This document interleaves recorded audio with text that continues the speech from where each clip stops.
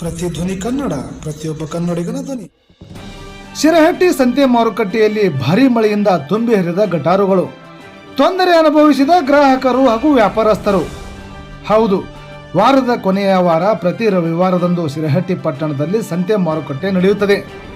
ಇಂದು ಸಾಯಂಕಾಲ ಸುರಿದ ಭಾರೀ ಮಳೆಯಿಂದ ಗಟಾರುಗಳೆಲ್ಲ ತುಂಬಿ ಕೊಳಚೆ ನೀರು ರಸ್ತೆಯ ಮೇಲೆ ಹರಿದಿದ್ದರಿಂದ ದೂರದ ಊರುಗಳಿಂದ ಕಾಯಿಪಲ್ಯ ಖರೀದಿಗಾಗಿ ಬಂದ ಗ್ರಾಹಕರು ತುಂಬಾ ಸಮಸ್ಯೆಯನ್ನು ಅನುಭವಿಸುವಂತಾಯಿತು.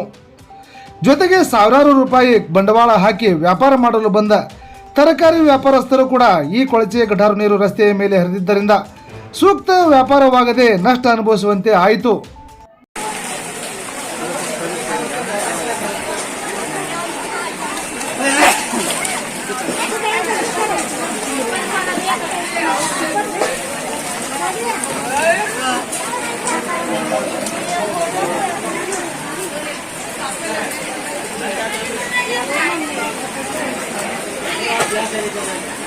ಬ್ಲಾಕ್ ಆಗಿತ್ತು